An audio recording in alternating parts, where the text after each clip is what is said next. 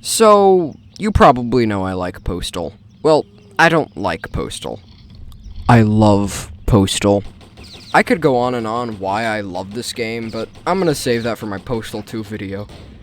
Anyways, Postal is known for being violent and offensive. Big shock. Most of the games are just stupid and it knows it. The game rewards you for noticing the game is stupid and shouldn't be taken seriously. Most people who say, "The game is offensive," have you seen the comedy in Postal? It's fucking middle school humor being made by 50-year-olds now. However, Postal isn't as bright as it seems. I mean, it's kind of obvious for a name like Postal, but, you know. The first Postal game is arguably one of the darkest games in modern times. While I don't think so, many people do. It's very apparent why they would think that, though. The game isn't like other games. It has the requirement to kill. While many games could be beaten without hurting anyone, there was a requirement to shed blood. And I love this game. Let me explain why. Postal is dark. What a bold statement! But it's dark in a different sense from, "Ooh, I'm edgy and I'm gonna kill everyone." That's the surface of Postal. Below the surface of Postal, it shows a broken man. A man who is scared. There's a lot of symbolism in this game. It's hard to find unless you dig for it, though. It doesn't fully show itself. On the surface, Postal is an edgy game for edgy teens about committing mass murder. The game is incredibly dark, even by my standards, despite the graphics looking like shit even for the time. Graphics don't mean a game is bad, okay? It's kind of common knowledge. However, I feel like the graphics make it stand out and have meaning. I feel like this is a long shot, but it makes the game feel darker, and it depicts the Postal dude feeling scared and more confused. The graphics almost not making sense, and it feels almost confusing, even at what you're looking at. Now, I keep hinting at the Postal dude being unwell and all this stuff, and about mental illness, so I might as well explain what I'm talking about. So this game has layers of depth and meaning. It's a lot to cover. But to start off, why is the Postal dude going, well, postal? So in the Postal game manual, there are diary entries from the Postal dude saying that the residents of Paradise are sick. They say that they're after him, and that in order he is cleansing them of their disease. They try to seize his house, and when he acts with violence, the game starts. After the first level, he says that he has to go to the police in order to help him. Once the police fire at him, he thinks he is now alone. He doesn't want to kill despite what his voice lines say.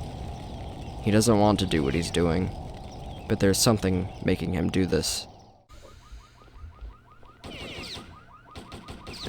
Now then, a little fun fact about the game files. The Postal dude's voice lines are named Demon in the game files. I guess this could just be some edgy depiction of saying the Postal dude is a demon, but I don't know if that's the case. We as the player know that the Postal dude knows he doesn't want to kill, and you're the one who's forcing him to kill. These voice lines, their names, could hint at some sort of driving force, like we, as the player, are possessing him, or something like that. Maybe his edgy, cheesy voice lines are a coping mechanism for him, or it's not him at all.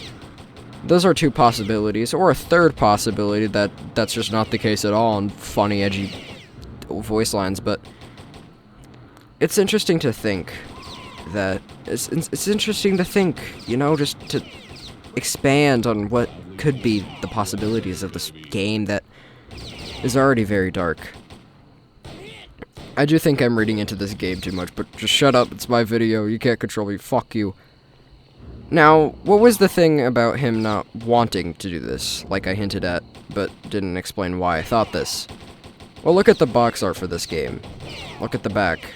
It shows a man, the Postal dude, cowering in a corner, holding his weapon, not in a victorious manner, but in a terrified manner. He's holding it like it's the only thing that's left for him. The only thing that's keeping him safe. He doesn't have a fire in his eyes. He doesn't have a grim smile. He's scared. He's frightened by what's happening. Now in this one video I watched, which is the main inspiration for this video, here it is, He talks about some kind of possession in the Postal dude, which I kind of agree with. The reason why I think this is, in the ending, the main ending to Postal isn't victorious, or anything like that. It's the Postal dude going through unimaginable torment. You're the one who did this to him. You caused him to go postal. But at the end of the day, you don't suffer any of the consequences. As the ending plays out, you're left alone looking at what you've done to this man and to the lives of others. You may not feel anything at the time, but if you analyze it, it starts to make you feel more and more guilty. That's what I think the true horror of Postal is. Now, this video is clearly a lot shorter than my other 2 video essays on Ultra Kill and Serious Sam, but that's just because I wanted to make a quick little video on a topic I wanted to talk about. I could go more into depth on this game, but I'd have to do some more digging of my own and play the game. Gameplay-wise, the game isn't very great, I'll be honest. It's fun, sure, but, like, nothing too remarkable. I've clocked in a few hours on Postal, and I think I'll keep it that way. So, I think I'll conclude this video. I hope my clearly philosophically superior brain has satisfied your quench for ink and blood. Farewell. Thank you.